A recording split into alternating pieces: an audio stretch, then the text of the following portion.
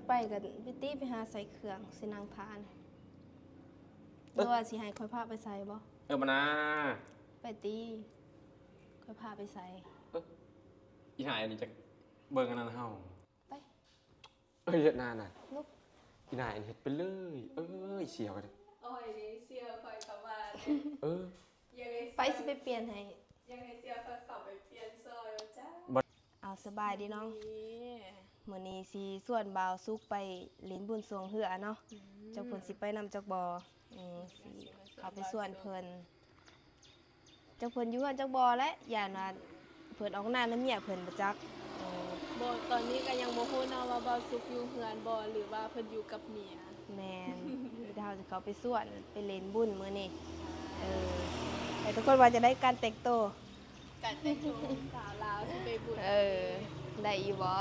สิไปอยู่บ่าวสุกมื้อนี้เพิ่นสิไปนำจักบ่เนาะมีแต่ว่าเฮาเข้าไปหาเพิ่นเลยไป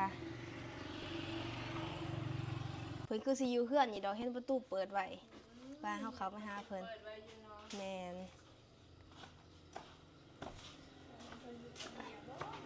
จังหวะเด้อบ่าวสุกบ่เห็นเพิ่นเอาไปใส่เด้เฮ็ดติบเขาตั้งอยู่นี่บ่าวสุกโอ้เพิ่นอยู่ห้องน้ำทุกคนเห็นยังอาบน้ำบ่มาหาเจ้านี่แหละอาบไว้เด้อมานั่งทาเพิ่นยังอาบน้ำอยู่บ่าวสุกสิอาบน้ำไปใส่ได้เนาะเพิ่นยังอาบน้ำมาเศร้าเพิ่นว่ามื้อนี้เพิ่นก็เลยอาบน้ำแม่นมาทุกคนมากำลังอาบน้ำแล้วเสียข่อยก็ยังบ่ได้อาบน้ำยังเสียไปอาบน้ำนำแน่นั่นแต่ตัวงามไปยังบ่ทันอาบน้ำยังน่ะเมียจะไปใส่มาแต่งตัวงามมัน2คนไปไตรนางมื้อนี้สิส่วนจะไปเล่นบุญใช่นั่นนางมือๆนะส่วนจะไปเล่นบุญไปบ่ก็อยากไปหั่นแหละเมียจะไปใส่จะดีนะอีนางมันไปมาน่ะไปมื้อน่ะอย่ามายังน้ำกลต่อยๆนะน่ะพอกระแต่งตัวงามมื้อนี้ไปบ่เล่นบุญเอารถย่างนางไปแล้วยางไปอีนางอันนี้ไปบ่ล่ะนางอันนี้มีลายทุกคนกำลังอาบน้ำแล้วอยากไปแล้วก็ไปทำผู้สาวไปแล้วสาว2คนไปบ่ล่ะแม่จะออกหน้าอีนางมันไปเบิ่งงัวเมื่อแรกอีนางมันสิไปลำวงแรกมันสิไปลำวงเจ้าก็สิไปบ่จักแล้วไปนำกันติกำลังอาบน้ำอาบในแล้วกูมาอีนางมาบุษโซบุษาสิไปใส่ล่ะนั่งใช่แหละพี่มานั่งดิ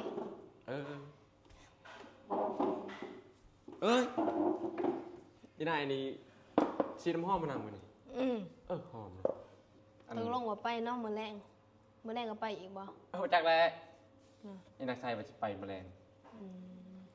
มื้อแรงเมียสิไปแล้วเจ้าบ่ไปติฟังเบิ่งแลน่ะไปนำเสียวข่อยเด้เสียวข่อยประชาชนส่วนปานนี้ไปสิอยากไปมีแต่คนงามอยู่นะจักอะตอนเช้านี่ก็ไปกับข่อยอีตอนแรงถ้าว่าเมียจะไปก็ให้เราไปก่อนเนาะแล้วเจ้าก็ไปกับข่อยอีนางนี่วางแผนมาดีอีหลีอันเชียวก็มาอยู่เป็นเดือนเป็นปีกับบ่มึงข่อยท่าให้เจ้าให้เสียวข่อยมาอยู่นำเจ้าบ่ให้เสียวข่อยมาอยู่นำจักเทื่อเสียวข่อยอยู่คนเดียวเสียวข่อยยามญาตินี้อันนี้นายเนี่ยเรามาคนเดียวเราก็มาครับมันคืนก็มาวันนี้แต่งตัวงามไปบุญพอดีแรกมือแรงเมียเจ้าไปฟ้อนลำวงเจ้าไปอยู่กับเสียวค่อยอีนายนี่มันจะไปประชันบุญจะมาอยู่น้ำเฮาวับทีถ้าเมียจะไปขอบ่ไปก็ได้เนาะไปสิมาอยู่กับเจ้าอย่ามาฮือมาจับนะมาจับน้ำอาบในวันนึงตอนนี้อนันต์ซ้ำมาก็มีแต่แนวคือสิกิจสิยาแกเสือไม่อยู่กับข่อยบ่นี่เราจะได้เอามาทองนาไม่ได้นี่เราจะไปบุญก็ยังจะมาแวมายังเฮา บุญกับไป เอา ไท ผ้าย ก็ใส่ได้แล้วนี่เสื้อนี่ โอ้ไปบุญกับไปไทยงานบอกไปบุญกับไปไทยไม่ได้เฮาอยู่เหือน มาส่วนเด้ มาส่วนเจ้า ส่วนก็อยากไปแหล้วอยากไปไม่ได้อยากไปโอ้มันแดด มีอยู่รถนี่รถเจ้านั่นเด้ หมายในใครยังบ่เห็นพี่โรดมันถามมา เราบ่ถามหาดอกเราฮู้ อีนายนี่แหนมไปเลยสองไปจากลายทำลาย ไปหาใส่เครื่องไปคันว่าสิไปนะ ก็อยากไปแหล้ว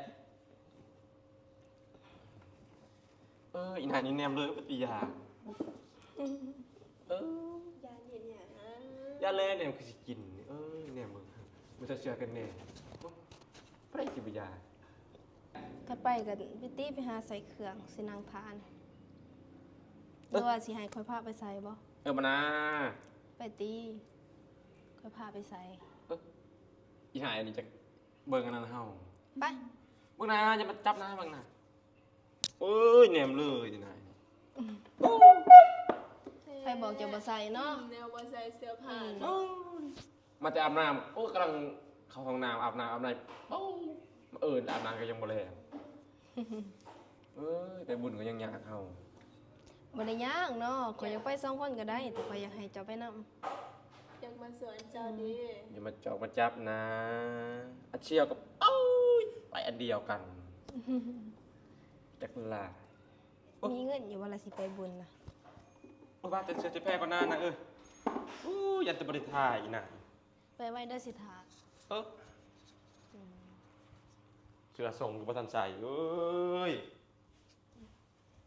จะว่าเนี่ยใด ทุกคนเอากันนางทายบ่าวสุกเพิ่นไปเปลี่ยนเครื่องก่อนเนาะ ท่านเพิ่นสิไปนำอยู่เนาะ ก็สิไปดอก วันนี้บ่าวสุขเพิ่นก็สิไปบุญเสื่องเหือนำ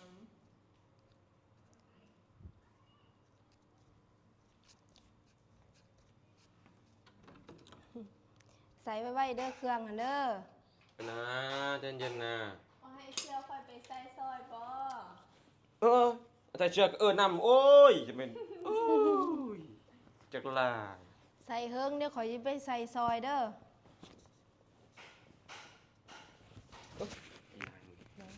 สิไปเจาะเบิ่งแล้ว จะไปจอบเบิ่งแล้วบัดนี้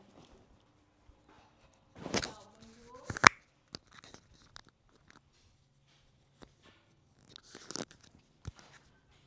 โอ้เปลี่ยนเครื่องกับคือบ่ปิดประตู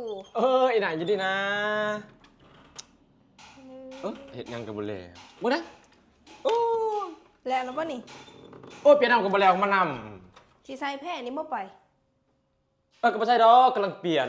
มานำอีแหละอีน่า เหรอ โอ้ เห็นเจ้าใส่ดน เห็นใส่โดนคิดว่าถ้าเสื้อค่อยไปใส่ซอยซั่นบ่ บ่แล้วซับมันนี่ กำลังใส่เสื้อมานำอีแหละ ก็ไปใส่ตีล่ะ ไปจักแผนลายเข้าห้องน้ำหอมอีน่าอันนี้ แม่นบ่เจ้าก็เปลี่ยนเครื่องยังน้องบ่ปิดประตู แม่ ก็ปิดอันแล้วลืมนะ อืม ก็เดี๋ยวเคยอยู่กับเมียกูบริปิด เปิดประตูไว้เสื้อค่อยก็ว่าแน่ ใส่แล้วบ่สูง ตอนนี้ใส่นานนะอย่าไปช่องนะตอนนี้ตื่นนะ กางเกงในก็บ่ได้ใส่แล้วนี่เนาะ ผมใส่ดอกกำลังมามาแต่อาบน้ำแล้วก็มาถ่ายคลิป อืม อาทิตย์ไปบุญไปชินก็ไปกลายไปเลยกับว่าจะมาแหวมาหาตายเสื้อค่อยมาแวะหับเอาก็ยังว่าบ่ดีอยู่เนาะ ขยักไปก็ไปนะ อันนี้เฮ็ดหยังกับบ่แลอาบน้ำทันได้แล้วมื้ออื่นเลย ไปติล่ะพาไปเปลี่ยน อีนาย สาๆให้ค่อยไปเปลี่ยนให้บ่ไป เฮ็ดนานน่ะ ลุก อีนายเฮ็ดไปเลยเสียวกัน โอ้ยเสื้อค่อยก็ว่ายังไง ไปสิไปเปลี่ยนให้ ยังไงเสื้อค่อยเข้าไปเปลี่ยนซอยจ้า บ่นาน่ะอย่าเฮ็ดหน้าน่ะ อีนายนี่วิทยานิตยากอันนั้นนิตยากเข้าหาว เนี่ยก็บ่อยู่เนาะ เขาไปเปลี่ยนติล่ะไปไว้สิยันทานี่ อีนาย ถ้าว่ายังไงเสื้อค่อยเข้าแล้วก็บ่ค่อยจึงเหมือน อย่าเฮ็ดหน้านางถ้าคิด เปียโซไปเชื่อกับถ่ายคลิปโอ้ เปลี่ยนได้ไว้เด้อ โอ้ยังก็บ่ทันได้ใช้ ให้ มา ค ขอน เลย ไทยเพิ่นเปลี่ยนเครื่องก่อนเนาะ